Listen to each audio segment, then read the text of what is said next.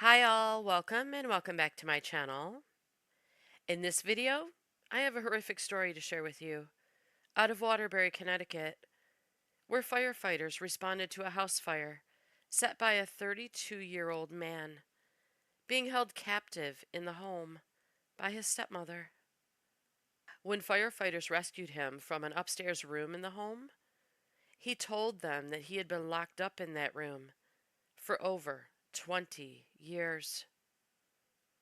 And he set the fire to get the attention of police and finally get set free, even if it meant he had to risk his own life.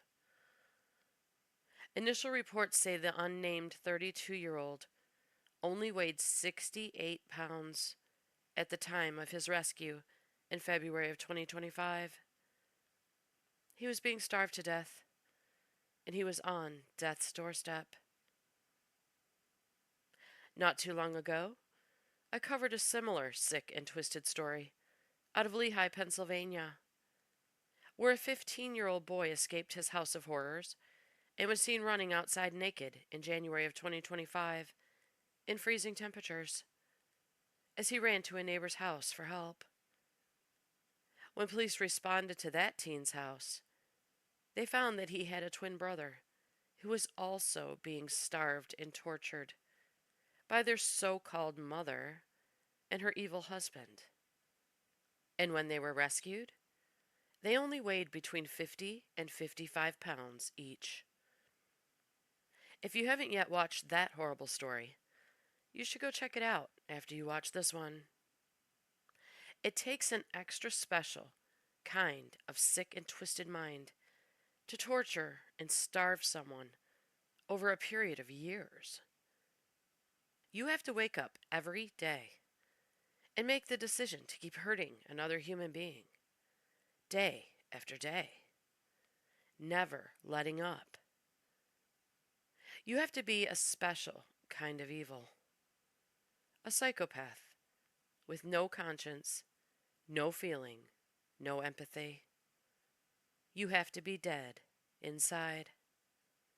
And it sounds like this poor 32-year-old man had a stepmother who began starving him and abusing him at a young age and was committed to carrying out the abuse throughout that poor man's life.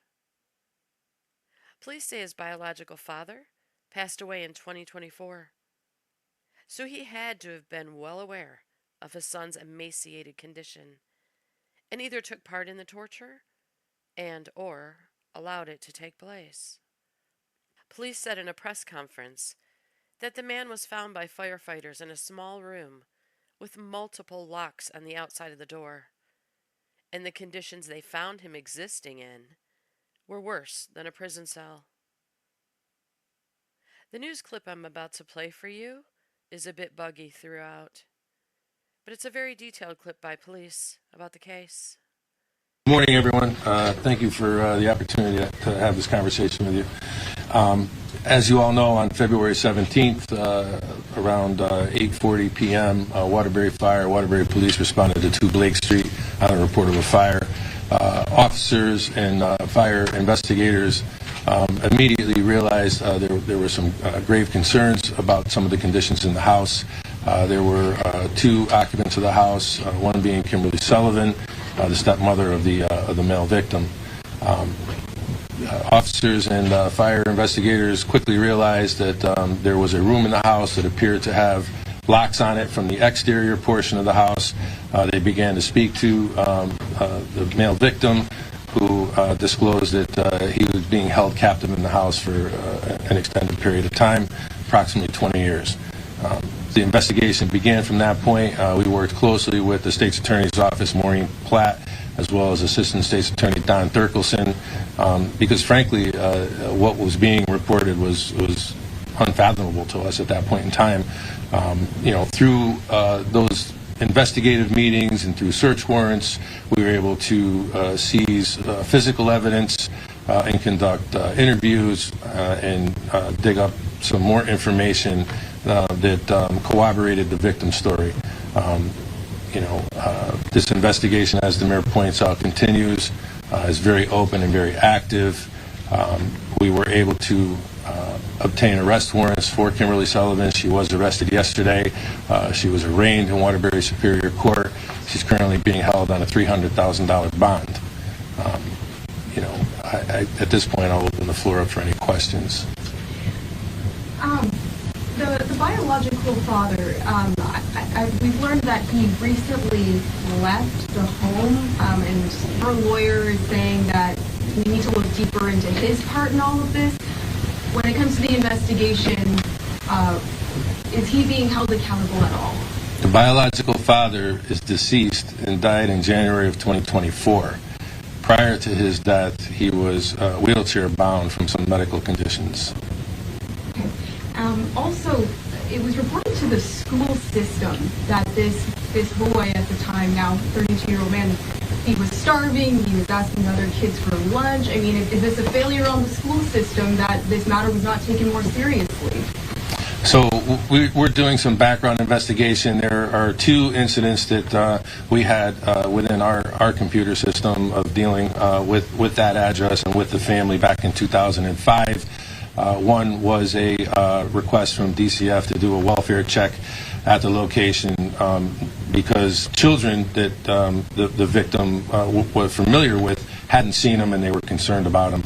Officers went to the house. The house was clean. It was lived in. They spoke to the victim at that point in time, and there were no cause for any alarm or any conditions that existed that would have led officers to believe anything other than a normal childhood and a normal family existence was occurring. But that was reported back to DCF, and that was the last that we were involved in that particular investigation. We were called back to the house in the latter part of April by the family who wanted to file a harassment complaint against members of the school district, saying that they were continuously reporting them to DCF and felt that they were trying to get the family in trouble and have the family investigated. We have no further information about where that went other than there was no proof provided by the family that there was any type of harassment that was occurring. As far as the school district's concerned, we are looking at those records now. We're working with DCF to look at records that they may have from previous investigations, and that's part of the ongoing investigation. But Chief, if people were filing complaints, even if it was with DCF, continuously, as the family, I guess, alleged, was there more contact from DCF, and do you know anything about how that would run? So the only contact we had was back in April of 2005 when we were notified to conduct that welfare check. And again, we're looking for those records now to determine where that investigation may have gone, but there was no further reported information to the Waterbury Police Department. So when you had an officer go out there that first time, you're saying everything looked normal, it looked like a normal childhood, but the school district, the principal told us that the child looked really small, malnourished, was drinking from a urinal at school, was taking kids' food. So, I mean, with all that information, the officer still concluded that the child was safe at that time? Well, the officer didn't have that information. So this former principal is now disclosing all this information, and I believe in the news clips I've reviewed that he was making calls to DCF and other agencies. Waterbury Police were never notified by this particular principal about those conditions. So this is all information that is coming out now as this case unfolds. I believe he said he called police, but you have no record of that. Well, I believe he's wrong if that's what he said, because there is no record of it. Can you talk about, you said that there was some evidence that corroborates the story of the gentleman. Can you talk any more about what that is, or how do you go about corroborating a story like this that's so extraordinary? Right. So there's some physical evidence that was seized from the house that does corroborate the fact that that room did have exterior locks on it and a number of different styles of exterior locks. As was explained during an interview with the victim throughout the years, it appeared that the locks increased in security levels as time progressed, and obviously he became older and maybe a little bit stronger. So that's certainly one component, and then there's other components of the fire investigation that are part of the evidence package as well. And I'm sorry if you said this, but were these the only two individuals living in that home? Yes, there were two siblings. They were in and out of the home, but they have since moved out. So say DCF had all this information, the principal's saying, they don't share any of that with police? You're going to have to talk to DCF about what their protocol is on when they share information with police. DCF does work closely with police departments. It provides a lot of information to police departments in a number of different ways. I don't know what their protocol is on when they share that information, so that would be something that they would have to respond to. Chief, how's the victim doing now? Obviously, some serious conditions. We've heard about the PTSD and depression. What can you share about how the victim's faring?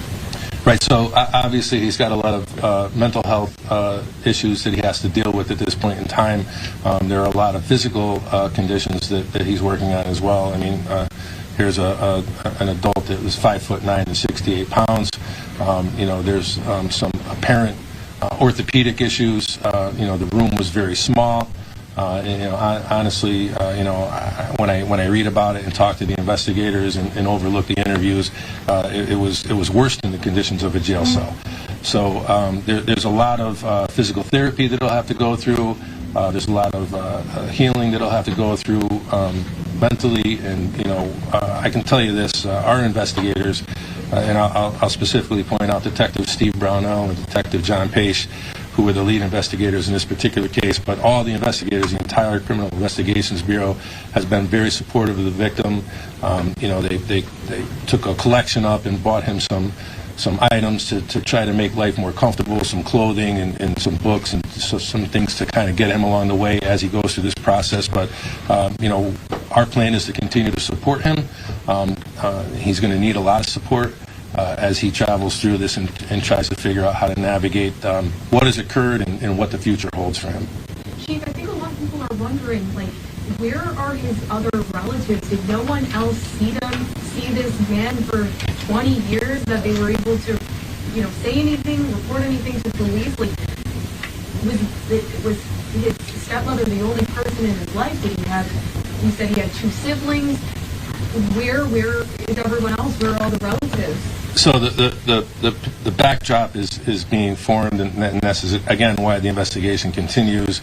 It appears that if there was a very controlling situation going on regarding the victim's condition, his whereabouts, his connection with other family members, other people in the community, other friends.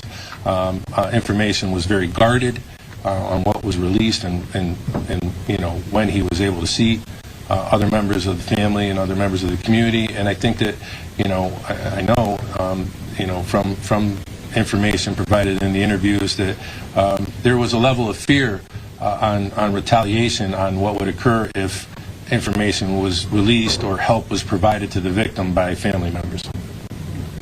Were there any injuries as a result of the fire? Smoke inhalation, to the best of my knowledge, I don't know if there's any long-term effects from what occurred at the fire, but on scene, he was treated for smoke inhalation. Could he get out of the house? Did he get out of the house on his own, or did firefighters have to rescue him? He was assisted out of the house. Will you be identifying him at any point? That's a great question. Not at this time, and I don't really know when, if at all. Where's the mother? The mother has not been involved in the victim's life. From the beginning? Pretty much. From all accounts, around 2 years old. The suspect is denying all the allegations through her attorney. Has she said anything about how her stepson would be 68 pounds, for example? Kimberly Sullivan refused to talk to us immediately. Do you have a picture of the door lock that was taken as evidence? I'm 100% certain that we do. I'd have to confer with the state's attorney if we were going to release any information like that at this time. Does Kimberly Sullivan have any prior criminal convictions? No prior criminal history with us here at the police department. Neighbors were telling us that if you had knocked on the window, they would have helped him. Were there any other attempts besides his fire to try to get him some help? No, again, I don't, from what we've put together so far, no, and that's because of a fear of retaliation. I mean, he, in his room, to relieve himself, right, had this elaborate mechanism that he created where he would urinate in a bottle, and he had straws connected to the bottom of the bottle, and he found a hole in the storm window frame that he was able to put these straws through. And he did that because the storm window itself wouldn't open up, and he was fearful that if that he broke that storm window or tried to open it up, that there would be some retaliation. So, you know, I'm certainly not a psychologist or psychiatrist, but there's a lot of nuances to people that are victims and held captive, and I think that, you know, there's a lot of work that needs to be done with this particular gentleman in that area to really determine all the impact and all the effects that this long-term condition has really brought on him. I take it you haven't had a case like this before. 33 years of law enforcement. This is the worst treatment of humanity that I've ever witnessed. Right? I mean, honestly, when we first started talking about it, we really couldn't believe it. It took a lot of convincing amongst ourselves to just really accept what was going on, and it's really hard to talk about still. I mean, it's shuddering to think that someone would treat any person, let alone a family member or someone that was entrusted as a guardian or a parental figure in this way. Mayor, just can you also share your personal thoughts and reaction just knowing something so disturbing happened in this community? Yeah, I mean, as I said before, it's just unfathomable that anyone could treat someone this way, as the chief said, especially within the relationship that they had. It's devastating, and you know, we're going to make sure that the systems are working into the future to see what might have happened 20 years ago when this may have been reported. But at this point, it appears that this was just really an isolated sense, and that they were locked in there all by themselves. And through fear and intimidation, she was able to keep it secret all that time.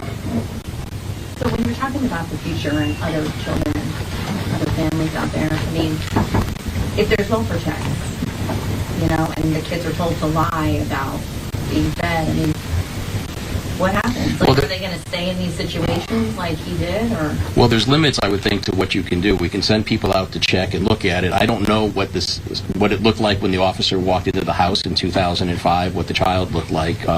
You know, that's 2 decades ago. And so, you know, it's hard. We can send people out. We could do the checks. We can make sure that teachers, you know, and administrators are looking out for children, notice some of the telltale signs. I think we've come a long way as well in 20 years over looking for these things and being able to report them. Requirements of what has to go to DCF have changed over that time. So I think we can continue to do it, but can I tell you that it will never happen again? I don't think anyone can tell you that, because there's a lot of things that go into this that, you know, can help keep it secret.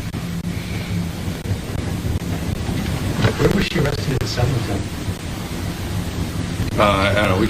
I could get you that information. I'm not sure exactly where she was arrested in Southington. You know, and it's important, you know, to piggyback on the mayor's response to your inquiry.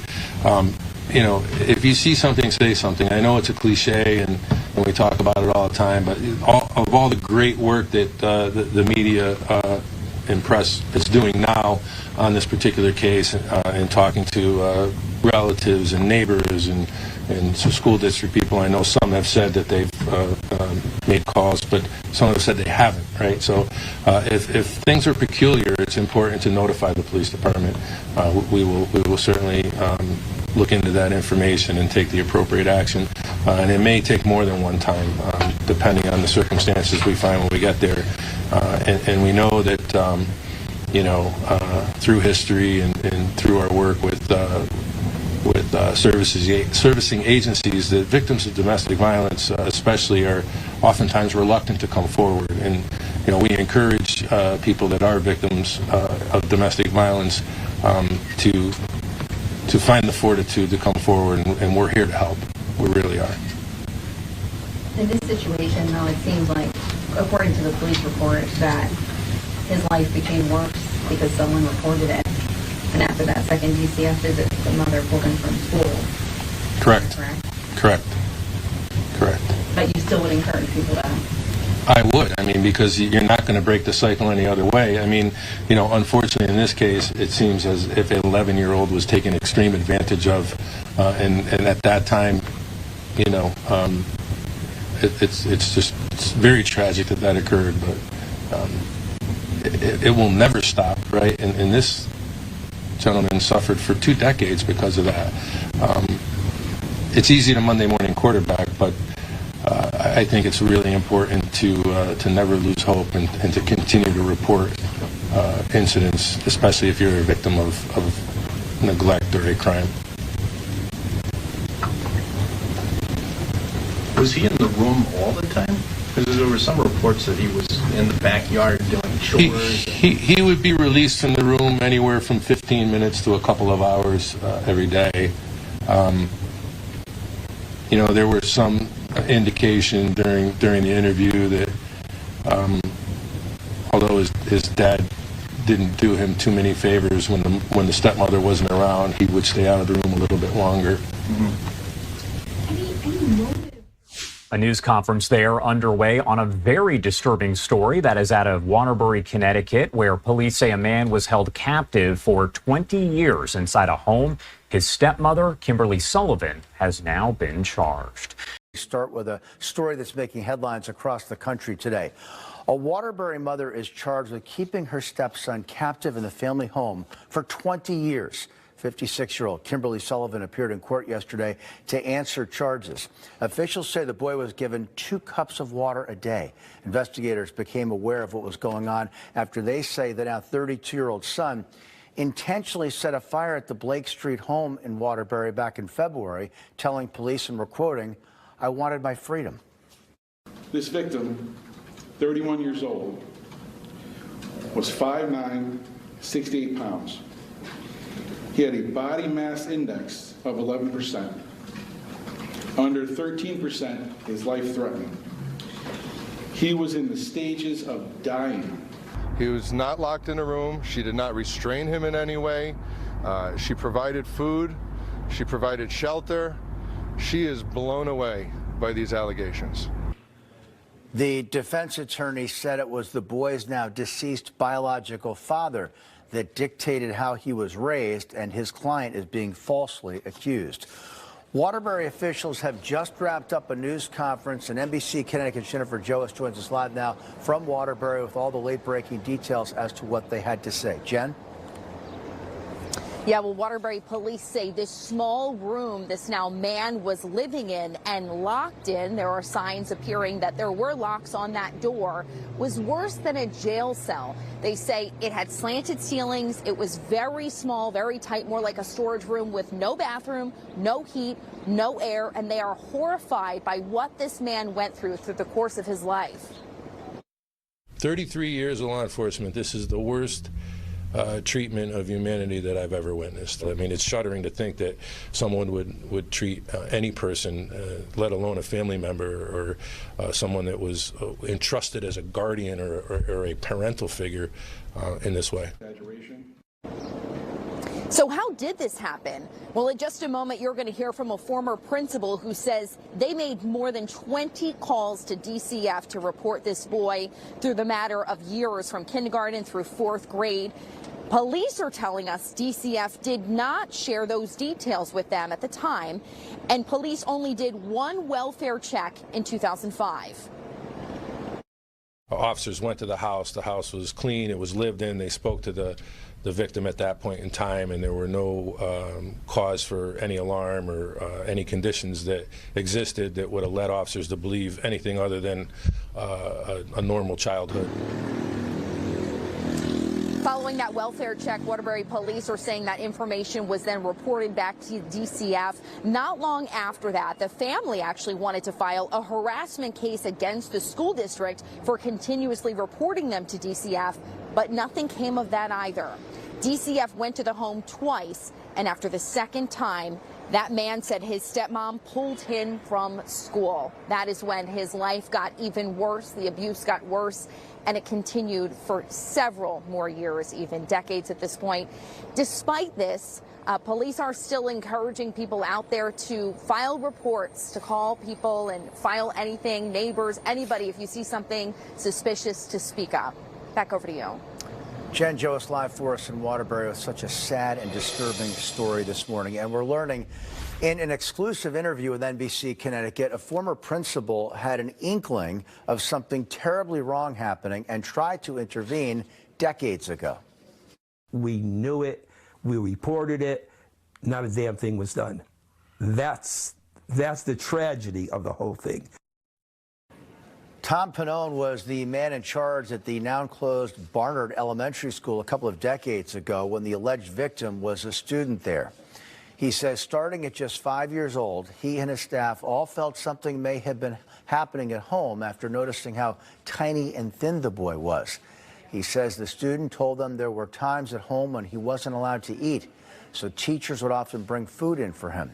Court papers say the boy was told to lie and say everything was okay. Pannone says the school made multiple calls to the boy's stepmom, Kimberly Sullivan, and called the Department of Children and Families at least 20 times. Documents show DCF did respond a couple of times. Pannone recalled the time he asked police to do a wellness check on the child after reports of neighbors seeing him waving from his window. I don't remember the police literally ever coming to the school to follow up on it, but I remember them saying, yeah, they went to the house, they saw the kid, they talked to the mother, everything's fine. And I would respond by saying, how is everything fine? He's not going to school. Pannone tells us he was given updates saying the student was enrolled in Wolcott schools, but when he checked, there was no record of it. He says he was also told the boy was homeschooled despite having two sisters who were enrolled in private school. And good evening. The Waterbury woman accused of holding her stepson captive for decades posted bond and was released from police custody today. Yeah, she was arrested yesterday after police discovered horrific conditions the victim was living in. We have team coverage on this tonight. News 8's Eva Zamaros standing by with a look at how state leaders are responding. But we begin with our Jane Chaco live at the Waterbury Courthouse with the latest on this case. Jane. Kimberly Sullivan posted bond at court today, and she will be closely monitored by a pretrial services officer from now on between her next court dates. City officials described the disturbing details of this case today, calling it horrifying and unfathomable. In a bond hearing, prosecutors asked the judge to order electronic monitoring and 24-hour confinement for Kimberly Sullivan. Her lawyers argued that she isn't a threat to public safety. Given this affidavit, there's allegations coming from one single person, from a single complainant. At the end of the day, I don't see how that could be viewed as a threat to the general public. The judge did not grant those conditions, and Sullivan was instead ordered to intensive pretrial supervision. She is accused of keeping her stepson captive in her Blake Street home for 20 years. He set fire to the home to escape. Police say he is now 32 years old and weighs 68 pounds. He told police he was starved and locked in a 9 by 8 feet room for almost 24 hours a day. It was worse than the conditions of a jail cell. Waterbury's police chief and mayor answered questions about the arrest this morning. The case sent shockwaves throughout the police department. 33 years of law enforcement, this is the worst treatment of humanity that I've ever witnessed. At this point, it appears that this was just really an isolated sense and that they were locked in there all by themselves, and through fear and intimidation, she was able to keep it secret all that time. The victim detailed that pattern of intimidation in court documents, saying, quote, there was hardly anyone who came to the house, and if someone did come, he was told not to make a sound. Another section says, quote, Sullivan would constantly lead him to believe that she was going to start to unlock his door and let him out more, but she needed to see if she could trust him. The victim says his room was never unlocked.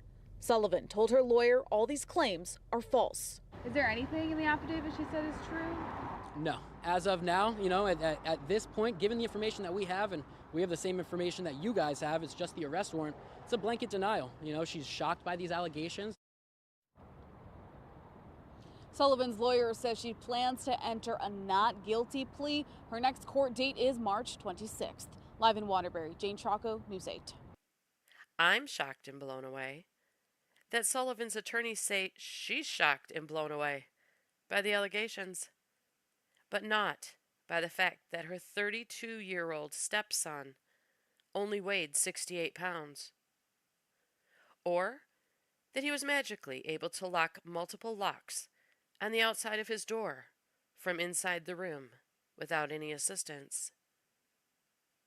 Maybe it takes more than that to impress her.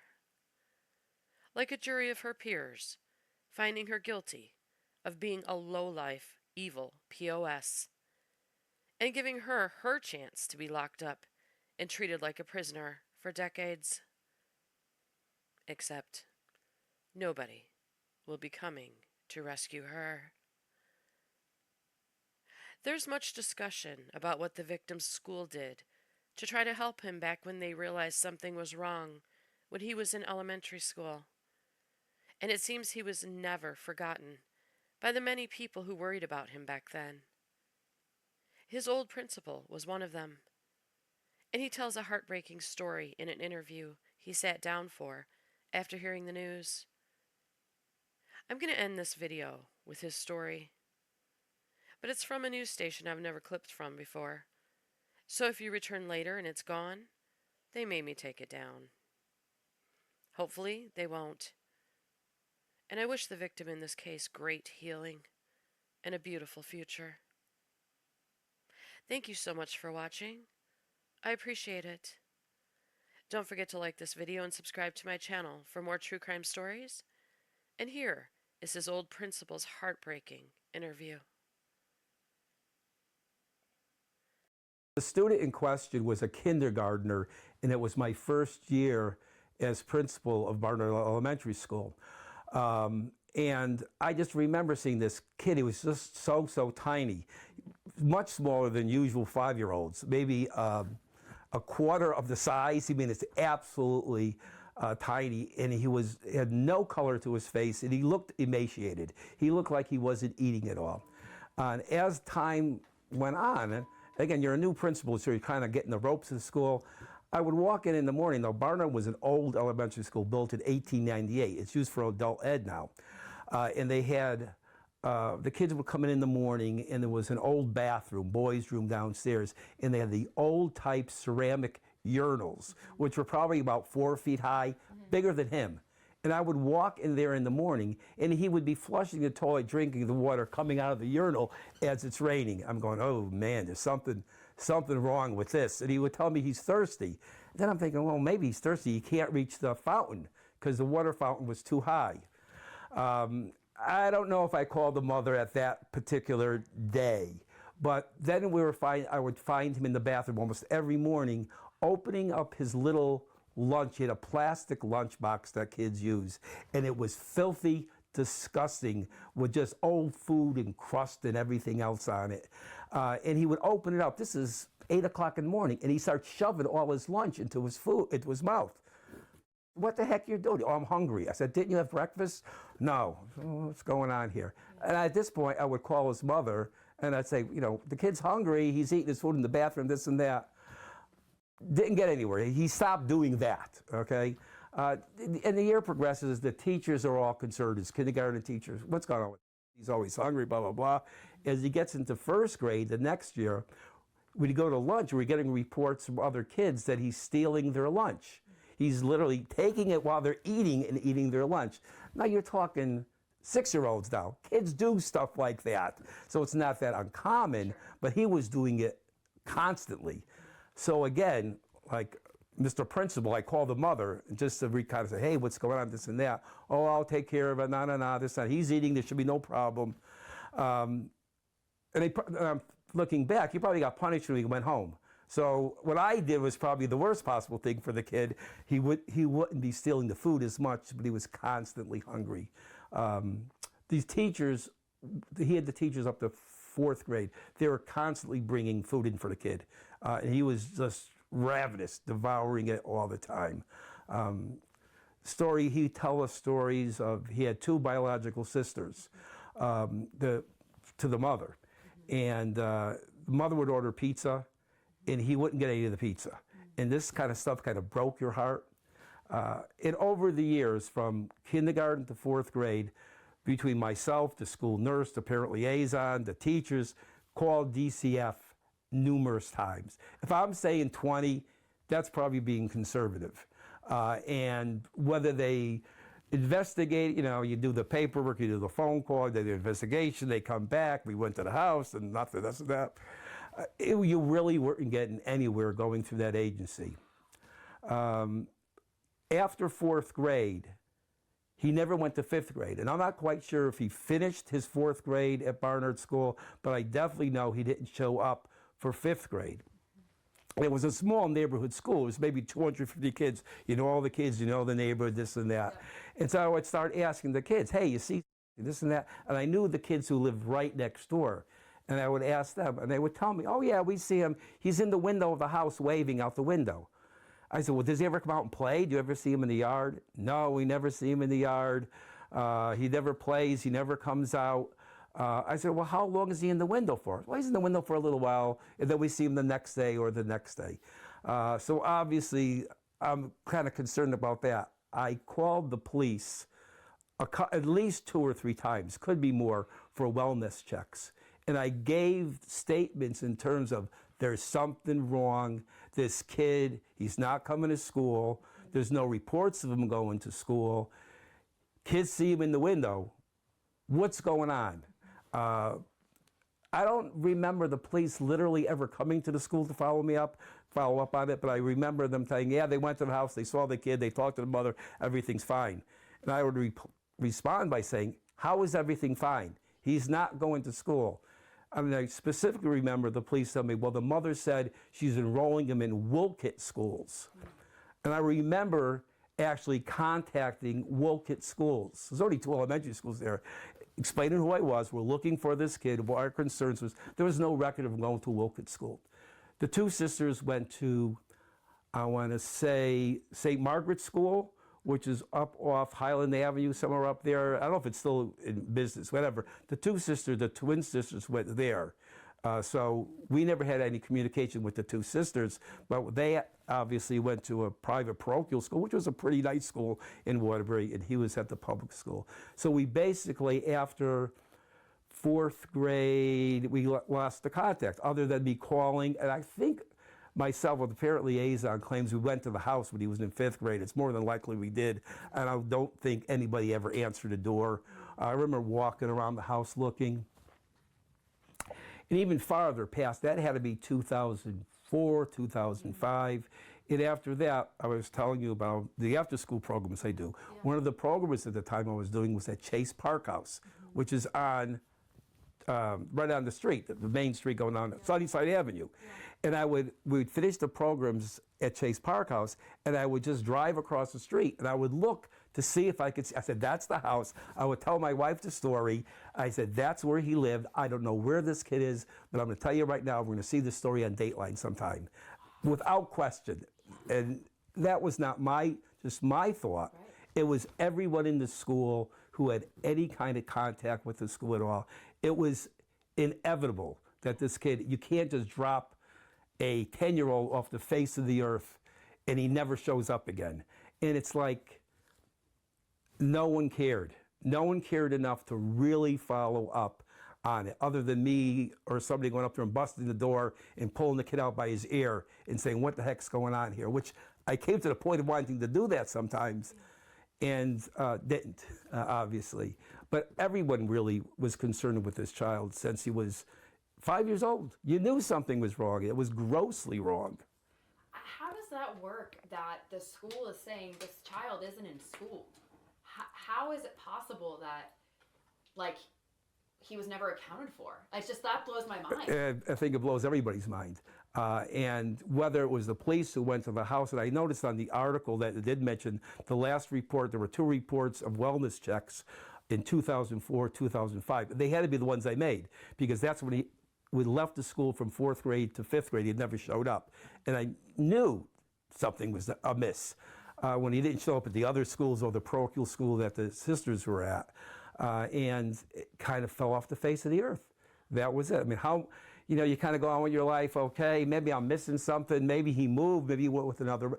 That was an excuse the mother did use once. He was moving with a relative, whether it was Wolcott or someone else, Florida. I kind of remember a story like that, never verified.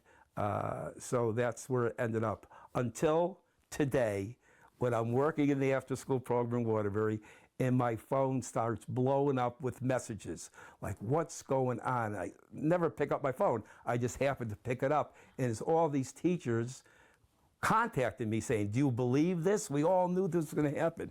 So prior to you coming, we've been calling on the phone, talking to this one, talking to that one, and saying, oh yeah, we knew this was happening. This is not a surprise to anybody. Everybody knew one day that either the kid was going to show up dead or he was going to show up in a situation like the kids out in California, the 8 children living with the locked up in the house. We've read these stories before. It was something crazy like that. And learning that allegedly he set fire to his own home to escape the situation he was in. I mean, what do you make of that, knowing the child yourself? I mean, not a child now, but having known. I'm actually proud of him that he had the gumption to do. He was willing to die to get out of that situation. And the same feeling myself and everybody that was involved with him in the school were sick because it had to come to that. Because what else could we collectively as a school community do to kind of cry out to say, this kid needs help. Somebody needs to go in there and find this kid and do something. And that's the extreme. He's now a man. He's a man. He's 67 pounds, according to the thing. Still starving to death. For how many years for somebody to live like that when you know that that was going on and you couldn't do anything about it? That many years ago. And as someone, to what it seems like one of the only people that, if you were the last wellness check, one of the only and last people that seems to have tried to make that connection and reach out. Is there anything you want him to know? Anything you want to say? I hope he remembers us. I mean, it was a long time ago, but I hope the student remembers the staff at Barnard School and how much they really loved him and tried to help him the much they can. And sorry we couldn't do more because you went through more than any of us ever will go through in our lives. And I'm glad you're out of there and getting, hopefully, the help that you need, that you deserved. He was a good kid. The kid really never caused any other than taking people's food, but there was a reason for that. He was really a good kid. He wasn't a malicious kid. He wasn't a troublemaker. He remember as a decent student, considering everything he went through. Yeah, wow. I mean, just such a profound story. And it's really crazy to me just hearing this, how many attempts to law enforcement and the state you folks made. I mean, you're the principal of the school. Who knows better than you that this kid is not showing up? I mean, that feels like it's a frustrating thing to even, like, I can't even comprehend how you felt. Like, are you, I'm not making this up. We were just talking about, I mean, it's kind of insane that just to hear, like, what were you sort of feeling as an administrator? You know, you have responsibility to make these calls, you're making these calls, you went to the house. I mean, were you kind of like, what else can I do? Right. Well, I want to make a point that it wasn't just me. It was the school nurse over and over again making calls to the mother, trying to get doctors involved with it, because we knew this kid was not healthy, not getting anywhere. It was the parent liaison. It was the teachers. I could remember almost every teacher from kindergarten, first, second, third grade being in my office with me calling DCF together. So, and it wasn't just once a year. It was numerous times a year. And even after he left the school, we were still calling. We were still concerned about it, which brings me to the point was by the time he was going to 5th grade, it was probably around 2005, 2006. The laws were different in school attendance. You could just simply withdraw your child from school, and you didn't even have to make a plan for homeschooling. It was a very lax system. And a lot of parents would just say, oh, I'm homeschooling them. And that was it.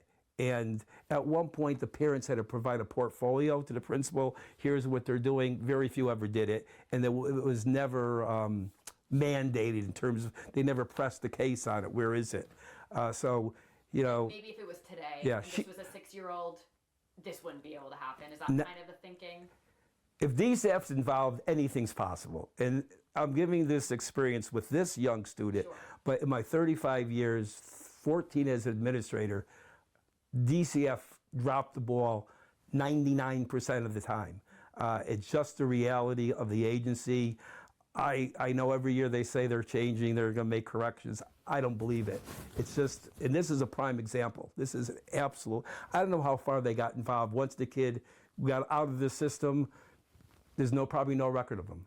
I'm interested to see when they do an investigation, what the DCF records, if they could find the records of the number of times that were called for not just wellness checks, for concerns about it. So you would say between you and your other, teachers, dozens of times. Easy, absolutely easy. Wow. And just calling the mother. And she'd always had a song and dance. There was the typical, and when you start seeing these other stories of these tragics where kids are, prisoners are in their own house, it's so similar to the story you hear. Oh, they're fine. I took care of them. They had all the food they needed. The same song and dance I just read in the newspaper from the mother. Yep. It's frighteningly similar. And, going forward, what's your hope for this student who, I can't emphasize enough that you were probably one of the only people that knew, I doubt he socialized other than school. Like, you knew him. Like, I just can't get, and not many people did. It's just really. A lot of the kids in the neighborhood knew him. I mean, if you go, well, they're not kids anymore. No. They're grown adults. He's 35. Yeah.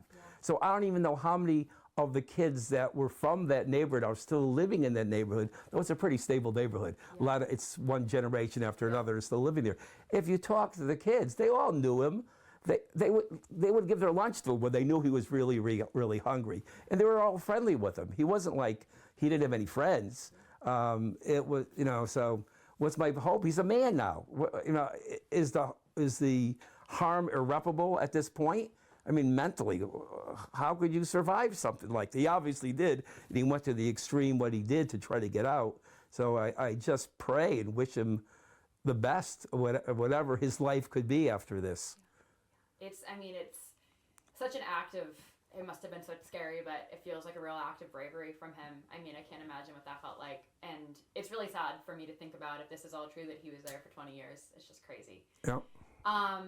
Anything else you're thinking of, Nick? This is like 30 years, maybe? Yeah, 30 yeah. years It's 30, 2002, 2025, we're talking 23 years. Yeah, 23 years. So 23 years, you've been, basically, this has been on your mind. And now, today, he's finally like... He's free. Free. Like, you must be elated. Bittersweet. It's angry more than anything else. And I think that's the same feeling I'm getting from all my colleagues that I worked with. It's more anger because you knew it, we knew it, we reported it, not a damn thing was done. That's the tragedy of the whole thing. Yeah, you're elated because the kid's finally free. He's not a kid, he's a man. He's a little 67-pound man. Just try to imagine that. How could you even imagine that? So he has a lot of healing to do, and hopefully he could get the help that he needs. So a rush of emotions must have been coming over you then, today. Just everything. Yeah. As I said before, when I'm in the classroom today doing this lesson and my phone's pinging, and I go over and I look and I just see the headline. They say, "Tom, you remember this kid?" And I just screamed. I'm in the middle of a group of 3rd, 4th, and 5th graders doing a lesson, and I screamed. And they all looked at me like, "What's going on?" I said, "Oh, no, there's some information." I shared it with the teacher that was in the classroom with me. But, they knew from my reaction, viscerally, that something hit this guy really hard, and it did. It was... Did you ever think you would see the culmination of this student's story? I honestly expect them to find them dead. I said, a story on Dateline. That's what I always expected, and so did everybody else. You don't disappear off the face of the earth at 10 years old. No. And remind me, the school was 5th grade the last elementary year? Yeah, it was kindergarten to 5th grade Okay, at so the time. Regan and show up to 5th grade, he's in middle school Yeah, hands. right. But there was no record. I would check, with the middle school. The feeder middle school is West Side Middle School. No thing. None of the Waterbury schools had him as registered as a student. So he wasn't going to school. And I think the story the mom gave me, she's homeschooling him. I think that's the story she gave to the police. And that was enough to say, okay, the mom said he's okay. He's standing next to me. He's okay. He looks okay. But I mean, Ray Charles could tell you he's not okay. I mean, that's how bad it was. It's hard for me to wrap my head around the fact that he's 67 pounds as a 32-year-old, and not trying to sound biased, but I don't know how police and DCF could look at a child. He wasn't 30 pounds as a 4th grader. He wasn't 30 pounds. I'm confused on what got lost in translation there. Well, thank you so much. Anything else Yes, you're looking at? No, but I'll probably get, after you leave, I'll probably think about 20 other episodes that kind of happened over the course of it. I did get in touch with his third grade teachers, and I said, if you want me to share your name, you want to give me information, they don't mind. Even the school nurse, who was really actively involved in the, the medical issues with him, the DCF issues with him. Would you like to see him again? That's a tough one. I don't know. I don't know. I'd probably have it wouldn't be good. Yeah. It just wouldn't be I good understand. to see him like that. And, It'd be hard. it weighs on your head. Like, you could have done, and everyone feels that way that was involved with him. What more could we have done? What could we have done to prevent it? But Well, oh, sorry. So there's a little bit of guilt. It sounds like you. oh, well, question. That was the scream in the classroom today. That was the scream. Like, oh my, I knew it. I knew it.